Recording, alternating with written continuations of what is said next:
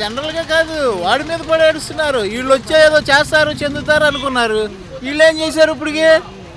ఎంతసేపు ఆడు ఎగదెంగాడు, ఆడి దగ్గర డబ్బులు ఆడు అప్పు చేశాడంటే ఏదో సంపద సృష్టిస్తాము, పీకేస్తాము, లాగేస్తాం అన్నారు. మరి ఏం పీకారు ఇప్పుడు? ఒకసారి మాజీ ముఖ్యమంత్రి గారు జనంతో మమేకమవుతున్నారు. నిన్న పాపం రాప్తాడులో జరిగిన అన్యాయం ఘటన, పోలీసులు వాళ్ళ కొమ్ము కాయడం ఎంతవరకు సంబంధించి? తప్పేగా మరి, అది చంపేశారు కదా వ్యక్తి. అలా చేయొచ్చా? ఇవాళ ఇగో నువ్వు ముఖ్యమంత్రి అయితే నీకు చేస్తున్నారు, నేను ముఖ్యమంత్రి నాకు చేస్తున్నారు. కానీ వాళ్ళ డ్యూటీ ఏంటో వాళ్ళు చేయట్లేదుగా. ఒక కేసులు చూస్తున్నాం, ఓకే, అలాంటి ఏదైనా అఫీషియల్గా ఉండాలి కానీ చంపేయడం కంప్లీట్గా వన్ సైడ్ చేయడం కరెక్ట్ కాదుగా. కార్యకర్తలను చంపేస్తారా మరి? చంపేస్తారా? అది దారుణం కాదా? ఎవడన్నా చేస్తాడు ఆ పనులు? మరి అందుకే అన్నాడు ఆయన. ఎలా ఉందన్న, ఈయనేమో ఏంటి మన్యం ప్రాంతాల్లో తిరుగుతున్నారు, అన్నీ చేసేస్తాం అన్నారు. సాధ్యమే? ఏం చేశారు, ఏం చేస్తారు? రోడ్లు వేస్తాము, తదుపరి మంచి విద్యా వ్యవస్థను అక్కడ రూపొందిస్తాము అంటున్నారు పవన్ కళ్యాణ్. రెడ్డి 92,000 కోట్లు ఖర్చు పెట్టాడు జగన్ ఆ మన్యం ప్రాంతానికి. ఆ విషయం తెలుసా? అది ఎవరు చేసింది చెప్పుకోలేక వీళ్ళు ఇలాగ అయిపోయారు వైసీపీ వాళ్ళు. ఆ మన్యానికి కూడా 92,000 కోట్లు ఖర్చు పెట్టాడు జగన్మోహన్ రెడ్డి. ఏం ఖర్చు పెట్టలేదంటే ఎలా కుదురుద్ది? తదుపరి ఎలా ఉంటుందన్న? అయితే సార్ మళ్ళీ వచ్చేది మేమే, ఈ పోలీసుల అన్యాయం మేము ఎన్నో భరించము, ప్రభుత్వం వచ్చాక బట్టలు తీసి రోడ్డు మీద కూర్చోబెడతాం. బట్టలు తీయటం అనేది కరెక్ట్ కాదులే, కానీ మామూలుగా అయితే అది కరెక్ట్ కాదు. పోలీసులు కూడా వాళ్ళ డ్యూటీ వాళ్ళు చేసుకోవాలి. వాళ్ళు సక్రంగా ఏది న్యాయమో కొన్ని వినాల్సి వస్తే ఏదో వినాలి. కానీ ఒక సామాన్య మానవుడికి అన్యాయం జరుగుతుంటే పైనోడు ఎవడో ఫోన్ చేసి ఆడి మాటలు వింటాం ఏంటి? నిన్న ఏదైతే పవన్ కళ్యాణ్ గారు చిన్న తనయుడికి ఏదో ప్రమాదం జరిగితే కూడా ముఖ్యమంత్రి గారు, మాజీ ముఖ్యమంత్రి గారు ఫోన్ చేశారు. ఎంతమంది స్పందించారు? అలాంటి వాళ్ళు కొన్ని వందల మంది చచ్చిపోతున్నారు పిల్లలు. మరి ఫుడ్ పాయిజన్ అయ్యి కానీ అనారోగ్యాలతో కానీ ఎవరు పలకరిస్తున్నారు? గురుకుల పాఠశాలలు కానివ్వండి, స్కూల్స్ కానీ బాగుండేవి, ఇప్పుడు అసలు పట్టించుకోవట్లేదు. ఎందుకు ఎవరు పట్టించుకోవట్లేదు? అసలు ఆ పిల్లలకి ఇయర్లీ స్కూల్ స్టార్ట్ అవుతున్నాయి అంటే సాక్సులు, షూలు, బట్టలు, బెల్టు, టై, వాళ్ళకి వారానికి మెనో, ఏ రోజు మెనో. మరి ఇవన్నీ ఎవరిస్తున్నారు? ఎవడన్నా ఇస్తున్నాడా? 15,000 రూపాయలు క్యాష్ ఇచ్చేవాడు ఎవడిస్తున్నాడు? ఎవడికి ఇస్తున్నారు? తల్లికి వందనం అంటున్నారు, మరి అవుతుందో లేదో. ఏదో అయినప్పుడు చూద్దాం. తల్లికి వందనం, నాన్నకు వందనం అన్నీ చేస్తాడు. డబ్బుల్లో జగన్ అప్పు చేసాడు, డబ్బుల్లో జగన్ అప్పు చేసాడు. ఎక్కడి నుంచి ఎన్నాళ్ళు ఆడి పేరు చెప్పుకుంటారు? ఇంకా సంవత్సరం అవుతున్నా కూడా జగన్ గారి పేరే చెప్తారు ఆ సంవత్సరం కూడా. మరి వీళ్ళేది నేను సంపద సృష్టిస్తాను, నేను పీకేస్తాను, లాగేస్తాను అనేవాళ్ళు లేదు. కేసులు రాస్తున్నారు సంపద సృష్టిస్తామంటే మన హెల్మెట్లు లేకపోతే కేసులు రైటు. వెనక కూర్చున్నవాడికి కూడా కేసులు అంట, వెనక కూర్చున్నవాడికి కూడా హెల్మెట్ లేకపోతే కేసులు అంట. ఎప్పుడు చూడాల. మరి అప్పుడు జనం తిరుగుతానే ఉన్నారు, అప్పుడు జనం నడుస్తూనే ఉన్నారు, తిరుగుతున్నారు. ఎవడు టైం వస్తే ఆడు వెళ్ళిపోతాడు. ఏమేమి వచ్చాయి, ఏమేమి పెండింగ్ ఉన్నాయి? అసలు ఏ ఒకటి వస్తేనే కదా పెండింగ్ పెట్టడానికి, అన్ని పెండింగే కదా. ఆ పింఛన్ తప్ప వాళ్ళు చెప్పిన పథకాలకి మొత్తం పెండింగ్. ఎంతవరకు పథకాలకు డబ్బులు లేవంటున్నారు కదా, ఎక్కడి నుంచి వస్తాయి? వీళ్ళు తినడానికి సరిపోతుంది. సంక్షేమ పథకాలకు కొంచెం సమయం ఇవ్వడం తప్పేని అంటున్నారు చాలా మంది. ఇప్పటికే అమలు చేసి ఉండాల్సింది. అది 90% అవ్వదు. ఇక ఇప్పుడు అప్పుడే సంవత్సరం అయిపోతుంది, ఇంకో 2 నెలలకి, ఇంకో 4 సంవత్సరాలు. పవన్ కళ్యాణ్ గారు ఏమో మన్యం జిల్లాలో పర్యటిస్తారు. బడ్జెట్ అంటున్నాడే కానీ ఇప్పుడు 1 సంవత్సరం 2 సంవత్సరాలు ఉంటుంది బడ్జెట్ అని, ఎల్లకాలం ఉండదు కదా. ఇప్పుడు మైనస్లో ఉంటే 2 సంవత్సరాలు ఉంటాడు, సంవత్సరం ఉంటాడు, 366 రోజులు ఉండడుగా మళ్ళాగా. మాజీ ముఖ్యమంత్రి గారు మళ్ళీ జనంలోకి వస్తున్నారు. నిన్న రాప్తాడులో ఎవరైతే కార్యకర్త చనిపోయారో పరామర్శించారు. ఎలా అనిపిస్తుంది? అనంతపూర్లో ఆయన దారి వేరు. ఆయనకి అవసరమైతే పెడతాడు, అవసరమైతే కొడతాడు, 2 చేసే దమ్ము ఉంది. దీనికేముంది? ఏదైతే అరకు జిల్లా పర్యటనలో పవన్ కళ్యాణ్ గారు రోడ్ల వ్యవస్థ అన్నీ వేస్తాము, ఈసారి బాగా ఉంటుంది, ఓటేసినా వేయకపోయినా మేము ఉన్నాము ప్రజలకు అంటున్నారు కదా. ఆయన మనుషులు ఉంటారు ఉండటానికి, నువ్వు ఉంటావు నేను ఉంటాను, అలాగే వాళ్ళు కూడా చెప్పుకోవడం కోసం. నిన్న పవన్ కళ్యాణ్ గారు చిన్న కుమారుడికి ఏదో ప్రమాదం జరిగింది సింగపూర్లో అన్న వెంటనే మన మాజీ ముఖ్యమంత్రి గారు కూడా ఫోన్ చేసి పరామర్శించారు. ఎలా అనిపిస్తుంది? అంత ఐడియా లేదు, చూశాను నేను పవన్ పిల్లాడికి అని చెప్పేసి. మరి అమరావతి పోలవరం పరిస్థితి ఏంటి? త్వరితగతిన అవుతాయి? అది చెప్పలేము. అప్పట్లోనే మోడీ గారు ఏం చేశారు, లెక్కలు అడిగాడని చెప్పేసి ఇచ్చేసాడు. మరి అదే కంటిన్యూషన్ ఎక్కడ అవుతుంది ఇప్పుడు? తదుపరి కార్యాచరణ ఎలా ఉంటుంది? 4 ఏళ్లలో ఇండస్ట్రీలతో పాటు అనేక కంపెనీలు వస్తాయి అంటున్నారు. మరి రియల్ ఎస్టేట్ ఏమైనా ఉంటుంది ఇక్కడ? రియల్ ఎస్టేట్ అనేది ఇప్పుడు డెవలప్మెంట్ అనేది కంపెనీలు వస్తేనే కదా స్టార్ట్ అయితేనే కదా డెవలప్మెంట్ కావటానికి. దాని ప్రయత్నం లేకుండా మనం ఊరిని చెప్పుకోవటం వేస్ట్. మొన్న జరిగిన సభలోనే జగన్ గారు అంటున్నారు మరొక 3 ఏళ్ళే కళ్ళు మూసుకుంటే కష్టాలు పెద్ద ఉండవు అంటున్నారు కదా ఆయన. అది వాస్తవమే. ఓ 1000 రూపాయలు తిని 10,000 బదులు 1000 తింటాడు, 9,000 ఖర్చు పెడతాడు కదా. రూపాయికి రూపాయి తినలేదు కదా ఆయన కూడా. ఇప్పుడు వ్యాపారంలో మనం పెట్టుబడి పెడతాము లాభాల కోసమే పెట్టుబడి. ఆ టైపే రాజకీయం కూడా చేస్తామంటున్నారు. ఏదైతే పవన్ కళ్యాణ్ గారు ఎంతవరకు సాఫీగా సాగుతున్నారు ఈ ప్రయత్నం? ఏదైతే మొన్న అరకులో ఇలా మాట్లాడారు ఆయన కూడా ఎలా ఉంది? బాగానే ఉంది. ఆయన వరకు అయితే రోడ్లు అన్నీ వేయడం జరుగుతుంది. ఎక్సలెంట్గా ఉంది ప్రభుత్వం, పర్వాలేదు. రోడ్లు యాక్చువల్గా చూసుకోక్కర్లేదు. పథకాలు అయితే లేట్ అయ్యే ఛాన్స్ ఉంది కానీ రోడ్లు అభివృద్ధి అన్నీ అమరావతి పనులు అన్నీ బాగానే జరుగుతుంది. నిన్న పవన్ కళ్యాణ్ గారు చిన్న తనయుడికి ఏదైతే ప్రమాదం జరిగిందని నిన్న హడావుడి అయిందో నిన్న మధ్యాహ్నం నుంచి మన మాజీ ముఖ్యమంత్రి గారు పరామర్శించారు. దాంతోపాటు అన్ని వేరే ముఖ్యమంత్రులు కూడా పరామర్శించారు. ఎలా బాగుంది, ఎక్సలెంట్. మంచి ఒక్క మెసేజ్తో జగన్మోహన్ రెడ్డి గారు మంచి అనిపించుకున్నారు. ఎంత ఏదైనా సరే ప్రభుత్వ వ్యతిరేకత ఉండొచ్చు కానీ సానుకూలంగా ప్రవహించాలి. ఎవరికి ఏం జరిగినా స్పందించే గుణం చాలా ఎక్సలెంట్. ఏదైతే ఉందో రాప్తాడు జిల్లా నియోజకవర్గంలో పర్యటించారు జగన్ గారు. కార్యకర్తలు కలవడం, చనిపోయిన ఆయనకి సంఘీభావం తెలవడం, సపోర్ట్ ఇవ్వడం ఎలా అనిపిస్తుంది? బాగుంది. అలా అందరూ ప్రభుత్వం అధికారం ఉన్నా లేకపోయినా ప్రజల్లో ఎప్పుడు ఉండాలని మేము ఎప్పుడు ఆశిస్తుంటాం.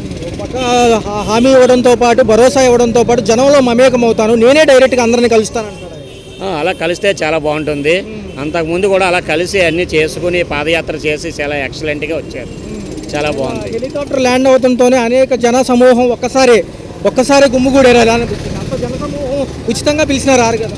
రారు ప్రజానికాలను. ఎందుకంటే జగన్మోహన్ రెడ్డి 5 years సీఎంగా చేశారు కాబట్టి కంపల్సరీ ఆ జనాదరణ ఉంటుంది, తప్పకుండా వస్తారు. ఏదైతే మేలో కానివ్వండి జూన్లో కొన్ని పథకాలు ఇస్తున్నారు కూటమి ప్రభుత్వం, త్వరితగతిన ఇస్తే బాగుంటుంది.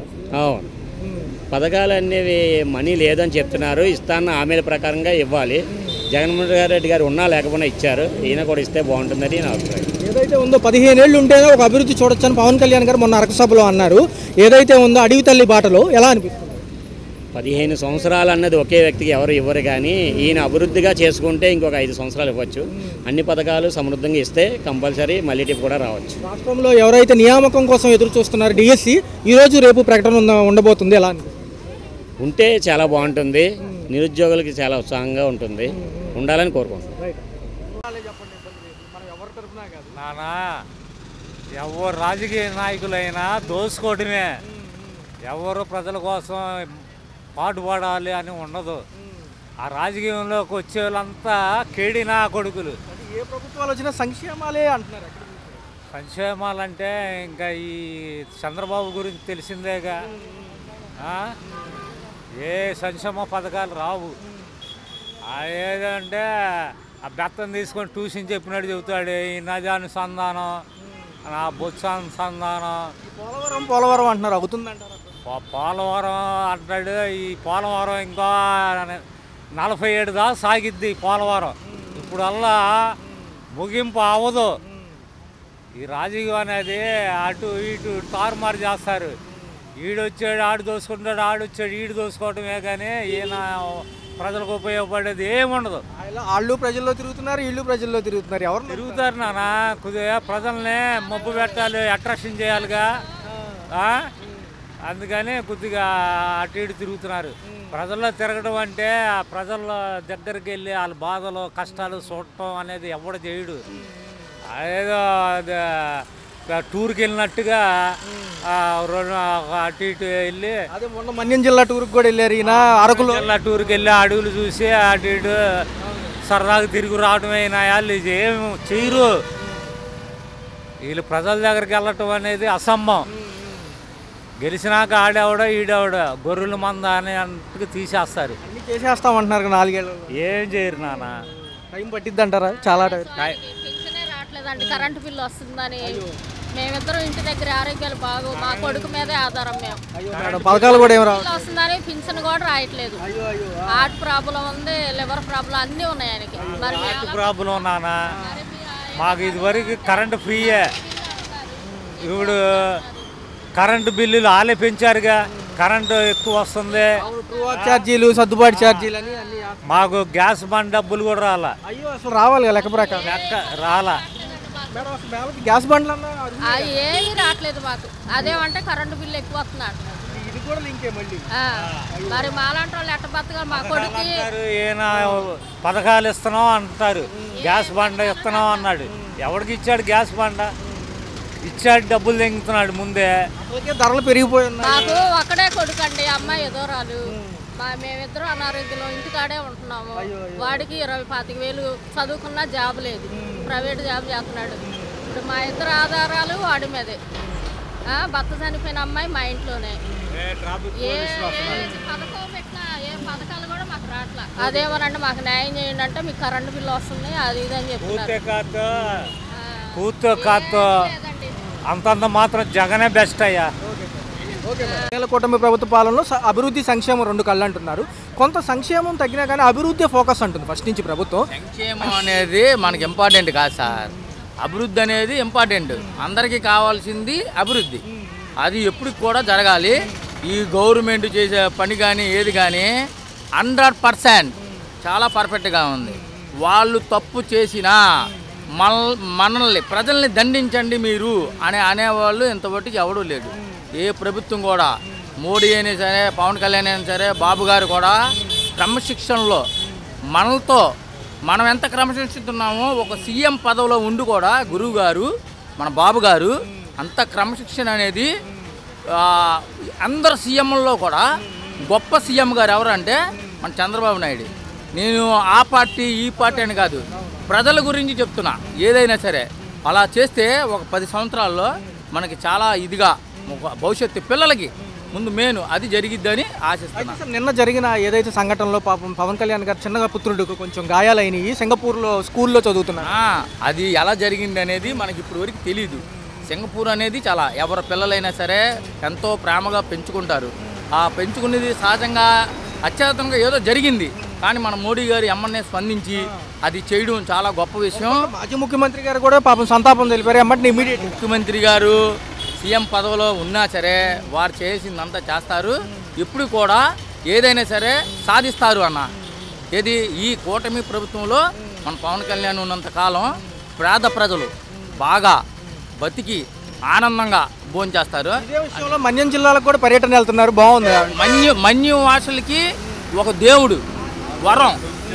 అలాగా ఎప్పుడైతే చేస్తారో ప్రజల్లోకి భయం లేకుండా వెళ్తారో ఆ ప్రజలు చాలా సస్యశ్యామలంగా ఉంటారు. అది మట్టిగా 100% చెప్తున్నాను నేను. ఏది ఒక ప్రజలుగా పథకాల విషయంలో కూడా చూసుకుంటే సార్ మేకల్లో 2 పథకాలు ఉన్నాయి, జూన్లో కూడా ఇస్తామంటారు అన్న. పథకాలు అనేది చాలా ఇంపార్టెంట్ కాదన్నా. మన రాష్ట్ర భవిష్యత్తు చూసుకునే వాళ్ళే మన ముఖ్యమంత్రులు. వాళ్ళు స్టేట్ గవర్నమెంట్తో పోరాడి తెచ్చి ఈ 5 సంవత్సరాల్లో చేసి చూపిస్తారు. చెప్పరు, మాటలొద్దు, చేతలతో చేసి చూపిస్తారు. ఇప్పటికే రోడ్లు ఎంత బాగా ఉన్నాయంటే 70% కాకపోయినా 50% చేశారు, అది చాలు. ఇంకో 50% ఈ 3 ఏళ్ళలో చేసి చూపిస్తారు. అప్పుడు మళ్ళీ గవర్నమెంట్ దగ్గరికి వచ్చి ఓటు అడుగుతారు. మనం ఏం చేస్తాం? మళ్ళీ అదే ఓటేసి గెలిపించుకుంటే అంత బాగుంటుంది. అది ఈ గవర్నమెంటు ఈ ప్రజలు అందా వాళ్ళనే కోరుకోవాలని మనసారి కోరుకుంటున్నారు. మీరు ఏ టీవీ సార్ అనిపించింది. కొంచెం సంక్షేమం వైపు ఫోకస్ తక్కువ, అభివృద్ధి ఎక్కువ చేస్తాము. ఏముందండి, అన్నీ ఒకలాగా ఉన్నాయి ఏ ప్రభుత్వం వచ్చినా. ఎందుకంటారు? ఇవాళ కూరలు అంటే 500 అయింది 4 కేజీలు. నిన్న ఈ పెట్రోల్ ధరలు పెరిగాయి. పెరిగినాయి. ఈ గ్యాస్ రాయితీ అన్నాడు, గ్యాస్ రాయితీ చాలామంది పడుతున్నా, ఎవరికి పడుతున్నా. మాకు చాలా ఇబ్బందిగా ఉంది. మధ్య తరగతి వచ్చే పెన్షన్ కూడా ఆపేశారండి.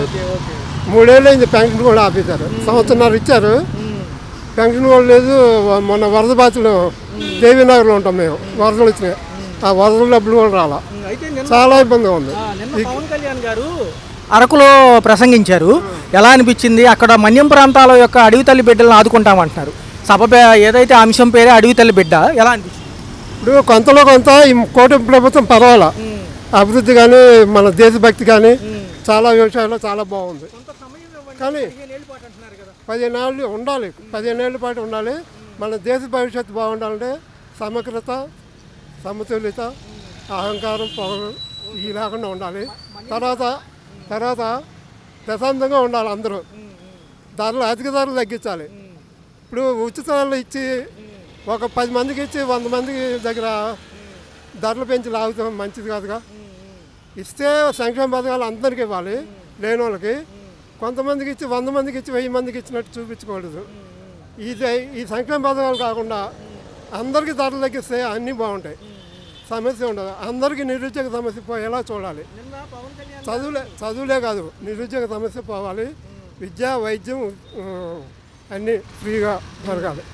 విద్య, వైద్యం, ఉపాధి అన్నీ సక్రమంగా ఉంటే ఉచితం ఏం అక్కర్లా, అందరూ బాగుంటారు. మరొక అంశం ఏంటంటే సార్, నిన్న ఏమన్నారంటే నిన్న పవన్ కళ్యాణ్ గారు అరకు వెళ్ళే పరిణామంలో ఒక 30 మంది విద్యార్థులు ఏదైతే జేఈ అడ్వాన్స్ ఎగ్జామ్ రాయిపోయి క్యాన్వాయిలో ఇరుక్కుపోయారు. పాపం వాళ్ళ తల్లిదండ్రులు రోదనలో ఉన్నారు. ఏదైతే ఉందో ఆ పెందుర్తి నియోజకవర్గంలో జరిగింది. ఇదంతా ఎలా అనిపిస్తుంది? పవన్ గారు సేవ చేస్తారండి, ఆయన చేయగలిగే మనిషి.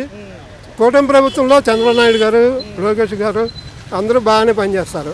పవన్ గారు బాగానే అందరూ కూటమి ప్రభుత్వం మంచి ప్రభుత్వం ఉంది. కాకపోతే అధిక ధరలు తగ్గించాలి.